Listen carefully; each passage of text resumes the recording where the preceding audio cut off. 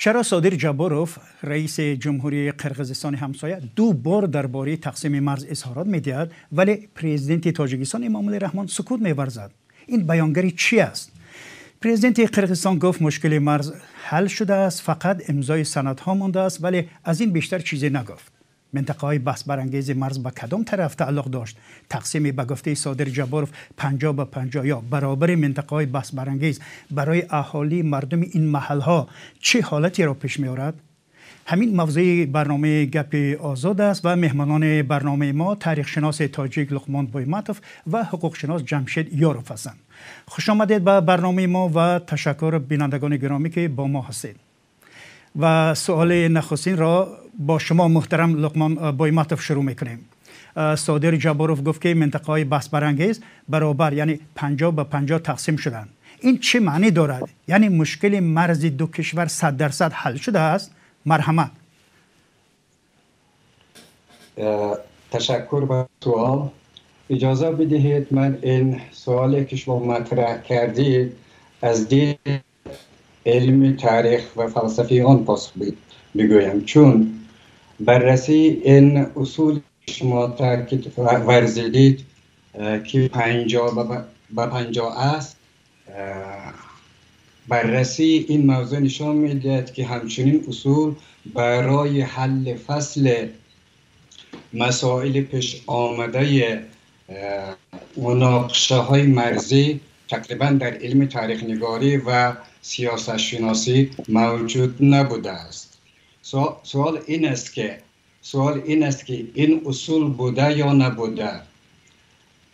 به نظر می نماید که این اصول جدیدی است که از طرف برخی از نظریه پردازان معاصر چین مطرح شده که بیشتر به فعالیت سازمان شانگهای وابسته است که جدیداً وارد به اصطلاح علوم سیاست شناسی امروز وارد شده است. همون گونه که شما توجه فرمودید در گزارش دو طرف، بخصوص حتی در گزارش خود همون پرزیدنت قرقیزستان، ماهیت و معنی اصول 50-50 مشخص نیست. حتی منقدان این نظریه که در این خصوص نوشته اند بر اینند که این اصول و این معیار هنوز به کامل عملکرد ندارد. آنچه که در علم امروز آشکار است، این اصول بیشتر در مسائل مربوط به اقتصاد کاربرد دارد و حتی در همون مقالات علمی که از طرف نظریه پردازان چینی مطرح کردن معنی و ماهیت همین چیز، معیارهای آن و مکانیزم عملکرد اون معلوم نیست. بنابر همین چون معلوم نیست ما نمیتونیم اقدام به انجام هر نوع عمل جهت تعیین کردن مرز اقدام نماییم. من فکر میکنم این شتاب زدگی در شرایط امروز خیلی خطر دارد. تشکر. جمشید یاروف، نظر شما چی است به این مسئله؟ مرحمت. یعنی مشکل تقسیم مرز تاجیکستان و قرقیزستان حل شده است، به نظر شما چی است؟ بله. نه، این یک همین به نظر میرسد که با بستن این سازشنامه یا 50-50 تقسیم کرده می شود مسئله حل شده است. من شخصا چنین عقیده دارم، فکر دارم که نه، این اولی باز یک مرحله نوی مناقشه های چی دیپلماتی و بین سرحدی و دیگر آورده می رساند. در رسانه ها، در موراتی نماینده های رسمی نه قرقیزستان نه تاجیکستان مشخص گفتن شده است که همین 50-50 چی معنا دارد. مثلا انکلاوی حاضره، انکلاوی مثال وروخ چی می شود، مسئله های ریسورس های آبی و چراگاه ها چی می شود، مسئله خودی که یک از مسئله مهم قرقیزستان مثال میگوید که آنها بیشتر حقوق با صاحبی کردن تمام قوه‌های آبی دریای کشور دارند و آنها حقشان بیشتر است. این چی می شود؟ ما یگان چیز انیق نمیدانیم و فقط بعد از امضای پرزیدنت، بعد از قبول همین سندها در پارلمانت هر دو کشور و امضای پرزیدنت ها بعد معین می شود. ولی من عموما فکر میکنم که این حل مسئله آخری حل مسئله نیست و برعکس باز یک پرابلم های زیاد با وجود می آید، مفاهیم دیگر رو باز دیگر مسئله ها. ببینید به قبل صادر جباروف در این معامله اصول برابری و منفعت‌های دو جانب به نظر گرفته شده است. فکر میکنید این اصول رعایت شده است؟ محترم لقمان بایماتوف مرحمت، نظر شما. ببینید من میخواستم اون ادامه صحبتی که البته در رابطه با این موضوعی که مطرح کردید مربوط هست ادامه بدم. یک مثال از تاریخ بیارم که این گونه مناقشه ها، این گونه مسائلی که پیش آمده است در موضوع مرز چندین کشور، ما تجربه بسیار خوب، انسانیت یا بشریت تجربه بسیار خوب از تاریخ دارد. مثلا یکی از این تجرباتی که بسیار معروف است اصول حل فصل از کشورهای اسکاندیناوی استش که از سال 1814 تا سال 1905 و حتی بعد از اونم بیش از 250 سال این مناقشه ها وجود داشته. جالبترین این نتیجه این بحث این است که در طول بیش از 250 سال این مناقشه بدون هیچ یک از خونریزی حل و فصل یافته است. مهمترین حل و فصل شدن این موضوع در کشورهای اسکاندیناوی این است که از قدیم اینا تحمل پذیر بودند و هرگز اجازه نمیدادند که برای حل و فصل کردن این موضوع خونریزی از هر طرفی بشود. برای چی همچنین چه رخ داده؟ به خاطر اینکه بررسی های تمام دانشمندان آشکار نموده است که مردمان این منطقه، مردمان این کشورها از همون زمان یعنی از قرن 19 همیشه گام به گام، قدم به قدم روی دموکراسی نمودن کشور خود، احترام گذاشتن عقاید، احترام گذاشتن حق حقوق کشورهای دیگر و ملت‌های دیگر در عمل اقدام می‌کردند و طرفداری از این افکار می‌کردند و خودشان هم از فعالترین عاملان همین چیز بوده که این مورد بارها در حجت‌های سازمان ملل اشاره شده و بارها تاکید شده است که هر کشورهایی که مشکلات همچنین مشکلات دارند از این تجربات ببرند. بنابر همین من میگویم که ما باید روی این تجربات خیلی متمرکز بشویم. امامزاده رحمان سال 2019 در وارخ با سورونبای جینبکوف رئیس جمهوری پیشین قرقیزستان واخورد و گفتند که مرز را به دروازه صلح تبدیل می‌دهیم. در آستانه این ملاقات در یک مناقشه بین ساکنان دو دهه وارخ و دهه اقصای قرقیزستان یک نفر کشته و 20 تن دیگر مجروح شدند. فکر نمی‌کنید که وقتی تقسیم عملی شروع شد و مردم فهمیدند که خانهشون در این طرف یا در آن طرف مرز میموند، احتمال مناقشه وجود دارد به نظر شما؟ جمشید یاروف مرحمت. البته خیلی که گفتم احتمال زیادی مناقشه و بحث‌ها وجود دارد، پیدا می شود. هم در اینجا مسئله های حقوقی پیدا می شود، هم مسئله های اموالی پیدا می شود، مسئله های بخطری با وجود می آید، مسئله های بر رسمیت در آوردن همین مرزها از طریق دیپلماتی با یک سازش رسیدن. برای که رمزی دو دولت معین کرده شود، از نو معین کرده شود، اول همین با نقشه گیری میگذارد، بر رسمیت در آورده می شود در خود دولت ها تصدیق خود رو قانونیش رو میگیرد و این رسمیت بعد به سازمان ملل متحد و دیگر سازمان‌های بین‌المللی روانه کرده می شود. این خودش یک پروسسی طولانی هست، پروسسی پر از همون دموکراسی و بوروکراسی و دیگر است.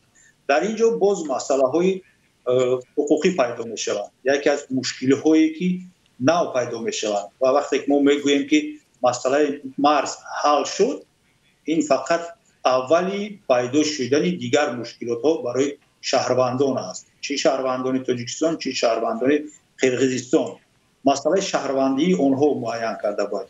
شهروند یا در این منطقه با شهروندی همون کشور پیشینش زندگانی میکند یا اینکه شهروندیش رو علیش میکند. این علاقه خودش یک مشکلی بین کلان زیاد جمع کردن حجت و دیگر کردن حجت ها. مسئله انوالی، مسئله های باج دولتی، مسئله های ذخیره های طبیعی، مسئله های حقوقی کی کفالت میدهد که به خطری شهروند دیگر کشور که تغییر منطقه شد رعایت کرده می شود.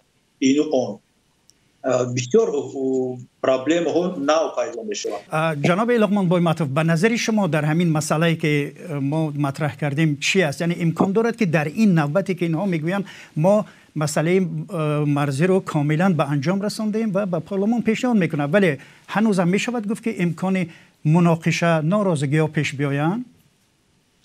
ببینید آن چیزی که ما امروز در بخش مرز داریم این نتیجه سیاست های قبلی بوده، یعنی از تاریخ میراث گذاشته. آنچه که از تاریخ میراث گذاشته نتوانستیم در طول بیش از 50 سال حل بکنیم، در ظرف مثلا 10 روز 15 روز نمی شود حل کرد. من بار دیگر تکرار میکنم، مشکلات مرزی که در میان کشورها، در چندین کشورهای اسکاندیناوی بود، بیش از 250 سال ادامه داشت. بنابر همین در آسیای مرکزی، در مثال قرقیزستان و تاجیکستان مشکلات بود و خواهد ماند. مسئله این است که آیا اقدام ما در کوتاه‌ترین مدت بدون اینکه آگاهی لازم از نتیجه سیاست ها داشته باشیم آیا درست است؟ همون گونه که آقای جمشید از نظر حقوق شناسی گفت غیر ممکن است. یعنی ایجاد فضای جدید بر مناقشه های جدید بیشتر خواهد شد. به چه خاطر؟ به خاطر اینکه هیچ کدام طرف اطلاعات کامل جامع از اون میراث تاریخ ندارن. من مثال میارم که به عنوان یک مورخ، زمانی که در مسکو فعالیت علمی داشتم چندین کره در اینستیتوت کارتوگرافی شوروی سابق بودم. توجه بفرمایید من چی میگم. زمانی که من اونجا بودم یک ارشیو دارن، تمام کشورهای سابق شوروی سال به سال نقشه های کارتوگرافی در بخش نقشه جغرافیای سیاسی، نقشه اقتصاد، نقشه هر چیزی که برای اتحاد شوروی لازم بود داشتند. توجه بفرمایید که سال به سال و مهمترین چیزی که در این نقشه شما پیدا میکنید این است که آنجا اشاره شده که همین مکان به کی متعلق و این دقیقاً حتی از اون قانون‌هایی که مثلا تغییر داده میشن بسیار بسیار مهم است. یعنی مسئولیتی که یک اینستیتوت ابرقدرت، کشور ابرقدرت همچنین کار انجام میدهد، این مدارک بسیار مهم است. بنابر همین باید این مورد را بسیار جدی باید گرفت. یه لحظه میخواستم در این خصوص یک چیز اشاره بکنم. منظورم این است که آیا اونهایی که مسئولین حل و فصل همین مشکلات مرز دارن همین نقشه ها را سال به سال دارن یا یگان نفر از محققین اینستیتوت تاریخ فرستادن که تا که مثلا کاپی اینها را داشته باشند، در صورتی که وزارتخانه های دیگری سابق شوروی هم همچنین مدارک دارند. ما هرگز تا کنون اطلاعات جامعه را از وضع سیاسی یا نقشه های جغرافیایی سیاسی سابق شوروی حتی بعد از اون نداریم. بنابراین حق تحقیق دادن، تعیین کردن مردها را الان ما نداریم. تشکر. بین تاجیکستان تکیه در همین بحث با خریطه های آخری سالهای 20 میکند. طرف قرقیزستان باشد با تکیه به خریطه سالهای 1958 و 59. البته که در اینجا فرصت 30 سال بیشتر از 30 سال می شود و من همین خود گوناگونی رمز مرزی علاقه خودش یک مناقشه پیدا می شود، امکانیت دارد که پیدا شود. و دویمش این است که خود اهالی چون این تقسیماتی که حالا به هیچ کس معلوم نیست در خریطه هست تبر تقسیم رو قبول میکنن یا که قبول نمیکنن و چی واکنش نشون میدن. و من فکر میکنم که محض همون خاراکتر سیستم دولتداری همون کشوری که شهروند است تاثیر میرساند. مثال من باوری کامل دارم که ناراضگی محض از طرف شهروندان کردستان با وجود می آید، چون که در آنها آزادی بیان، آزادی سخن بیشتر است و آنها می توانند که با اون امر قرارهایی که حکومت خودشون که ناراضی هستند واکنش نشون دهند. واکنش از طرف اهالی تاجیکستان باوری 100% تقریبا یگان واکنش نمی شود. آرامانه چی قراری کرد قبول میکنن. این درست است. تشکر. ببینید یک سوال دیگر، به نظر شما چرا بعد هر مذاکرات مقامات قرقیزستان درباره نتیجه صحبت‌ها و حاصل مذاکرات خبر میدن ولی مقامات تاجیکستان نه؟ ترس آنها از چی میتواند باشد؟ از آن که به منفعت مردم نیست یا چیز دیگر؟ جناب لقمان بایماتوف نظر شما چی است در این مسئله؟ ببینید، هر مردم، هر قوم، هر جامعه سزاوار اون می شود که خودش خواسته و خودش ساخته است. حکومت، دولت و مردم آینه یکدیگرند. اگر مردم جامعه آگاه باشد هرگز اجازه ضایع شدن حق خود را به هیچ فردی نمی دهد و یا به هیچ کشوری نمی دهد. مشکلات اصلی جامعه تاجیکستان این است که مردم آگاه نیست. مردم معرفت معاشرت نه تنها با خود جامعه خودش، حتی معاشرت با خود دولت حکومت ندارد. حتی در فلسفه تاریخ هستم از ارسطو شروع بکنید تا دیگر ماکیاولی، این چیز خیلی مهم است.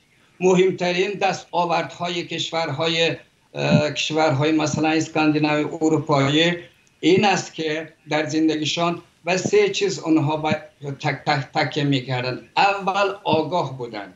آگاه، مردم جامعه که آگاه است معنویاتش بیشتر میشه. مردمی که آزاد است قدم به قدم جامعهش روی مردم ساله میرود.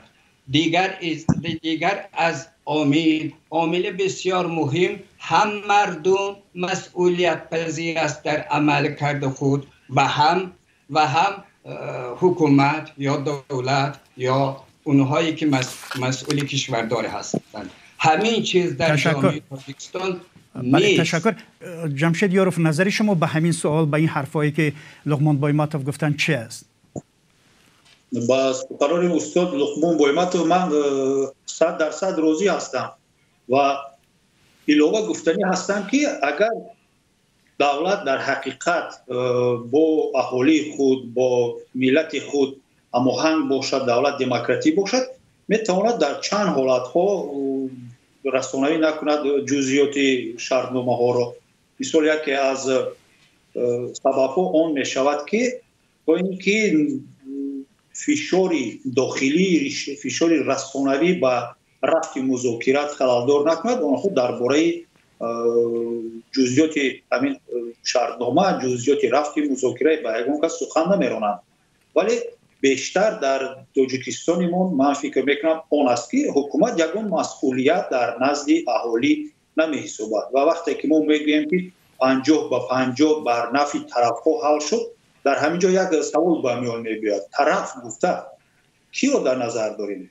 طرف همین الیت‌های هر دو دولت‌ها یا اینکه طرف این اهالی دولت‌ها، اهالی تاجیکستان و قرقیزستان.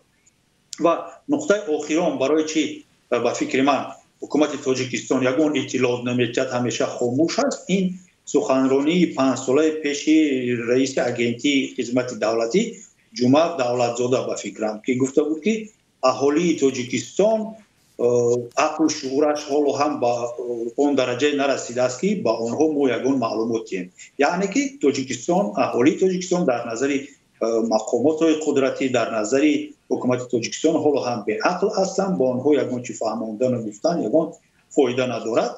بهترش خب میشینیم به یگان سوال پاسخ نمیدیم. عقلشون حاضران نرسیده است.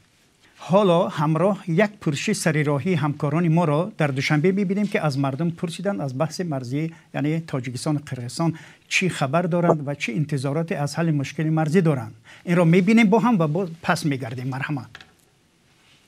آشکارا این گفته نشده است و حکومت تاجیکستان در یگان نشریات یا در یگان مقاله چاپ نکرده است حالا که مثلا همین حجتگزاری چگونه شده است. و اما حکومت قرقیزستان آشکار کرد و گفتند که مثلا 50 به 50 این تقسیمات شده است. اما تا حال مقامات تاجیکستان نگفته است که در کدام مثلا صد جریان دارد این کارها. این قرقیزستان و تاجیکستان رفت و آمد شدگی باشه بهترین کار کنین.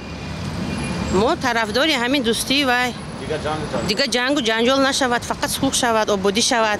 ما طرفدار همینه. این خیلی چیزا را ما نمیدونیم. همین آدمای بالا باید حل کنن. این مسئله را همون آدمای بالا باید حل کنن. ما در این باره یگان معلومات نمیدونیم. یگان چیز گفتن هم نمیتونیم. معلومات نداریم اون که پیشنهادی نگذاره.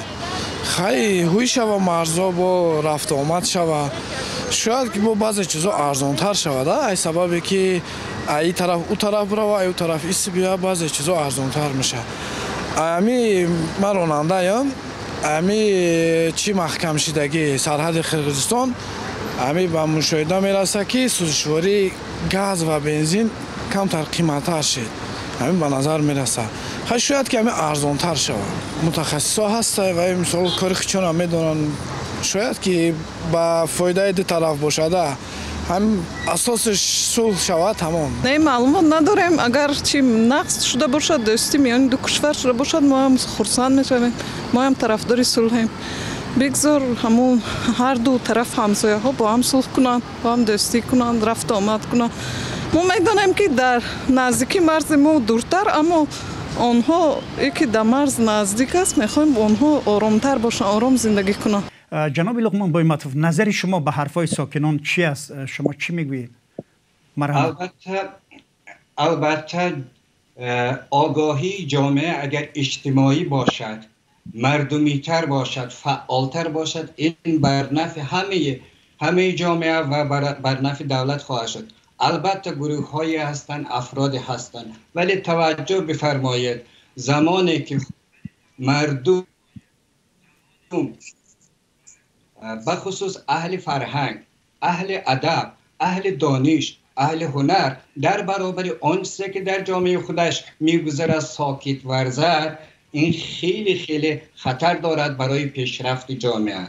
اگر مردم همیشه با هم باشند، در شنیدن افکار اندیشه های یکدیگر تحمل پذیر باشند، مشکلات پیش آمده را دست جمعی اگر حل بکنن، همچنین مشکلات پیش نخواهد آمد. اما برای رسیدن به همچنین جامعه فرصت لازم است.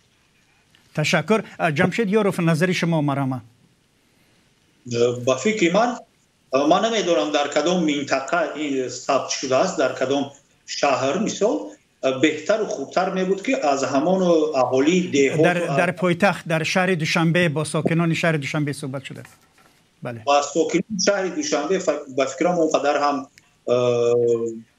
اونقدر دقت جلب کننده هم نیست. از سوالی چند نفر ما فهمیدیم که از جوابشون که این را بالا بودگی ها حل میکنن ما یگون چی نمیدونیم ما یگون سخن هم گفتن نمیتونیم. دیگران درباره صلح گپ میزنن، درباره جنگ نشدن گپ میزنن. تصورات آنها فقط در همین است که ما برای کدام قطعه سالهای پیش جنگ کرده بودیم.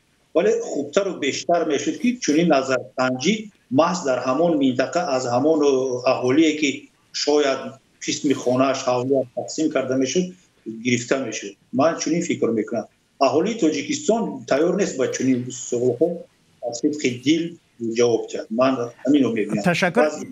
من یک نکته برایتون باید گویم که اونجا اجازت نمیدن که خبرنگاری ما روان آزاد با ساکنان اونجا صحبت کنن و حتی ساکنان اسفره و این منطقه های مرزی با قرقیزستان هم راضی نمیشن که با ما صحبت کنن. و سوال بعدیمون یعنی بر اساس وعده های رهبران قرقیزستان ممکن است سال آینده طرح تعیین و علامتگذاری مرز امضا و ممکن است برای تصویب به پارلمان های هر دو کشور پیشنهاد شود. شما چی فکر میکنید؟ سند مذکور به آسانی میگذرد در هر دو پارلمان یا نه؟ لقمان بایمتوف انتظارات شما چی است؟ مرحمت. اگر به عنوان یک مورخ اگر حرف بزنم اظهار نظر بکنم این است که ما در حل و فصل این موضوع در حالت شتاب زدگی قرار داریم. بار دیگر تکرار میکنم اطلاعات جامع راجع به این مشکلات ما نداریم.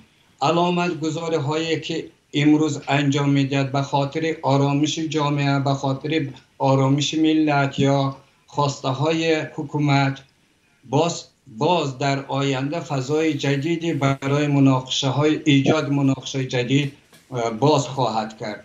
بنابر همین پیشنهاد من این است که همون گونه که تجربات گفتم کشورهای اسکاندیناوی کردن علامتگذاری یا اقدام به علامتگذاری مردها را به تأخیر بیاندازند، چون این خطر دارد. این کار را نباید کرد به خاطر اینکه مثلا فقط به خاطر آرامش یا به خاطر خواسته های بعضی از این سازمان های بین المللی با تکیه به اون اصولی که هنوز مشخص نیست که این چه اصول است، بهترین راه، بهترین اقدام اون است که ما باید از این اقدام دست بکشیم. جمشید یاروف، نظر شما به عنوان یک حقوق شناس به این مسئله چه است؟ از طرف پارلمان تاجیکستان به یگان ردیه، به یگان تغییرات و علاوه به یگان واکنش منفی از طرف دپوتات ها قبول کرده می شود. در این یگان شبهه نیست. پارلمان با طرح اتوماتیکی است و نهاد